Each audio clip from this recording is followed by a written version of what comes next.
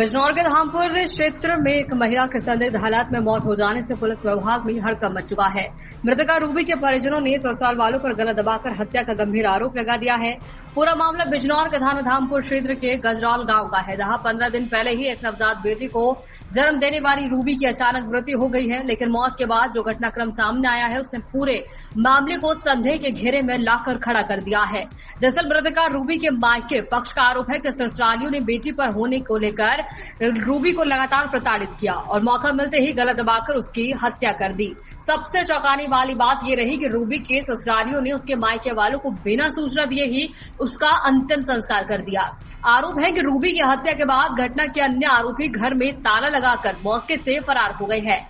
उधर पुलिस ने मृतका परिजनों की ओर से तहरीर के आधार पर मामला दर्ज कर लिया है। मृतका के शव का पोस्टमार्टम करवाकर पुलिस घटना की गंभीरता से जांच पड़ताल में जुट चुकी है और वहीं धामपुर पुलिस ने 2 आरोपियों को गिरफ्तार कर जेल भी भेज दिया। आप थाने में हो, क्या मामला है? थाने में हूँ, मेरी लड़की को मार दिया, मार कर जिंदा जला दिया उसे। कौन से गांव में थी आपकी बेटी? गजरौला में, धामपुर के पास गजरौला एरिया है। कितने दिन पहले शादी हुई थी? शादी हुई थी 6 फरवरी को 2024 को। 1.5 साल शादी को हुई, अभी दूसरा साल चल रहा है। मेरी लड़की को रोटी पानी खाने को भी नहीं दिया, मार पीटता था, जाते दुखी जाते रखा था मेरी लड़की को। आपको कैसे पता चला कि आपकी बेटी के साथ कोई घटना हुई है?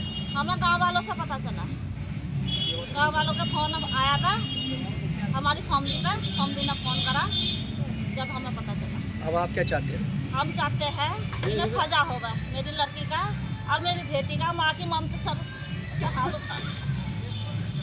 उसे सजा होनी चाहिए, दोनों इंसाफ मिलना चाहिए, इंसाफ मिलना चाहिए मेरी बेटी को। और मेरी बेटी का क्या होना, क्या दहेज की मांग करता था, मेरी लड़की को मारता पीटता था, खाने को भी नहीं देता था, सुरा का मारा मेरी लड़की को दहेज के चक्कर में।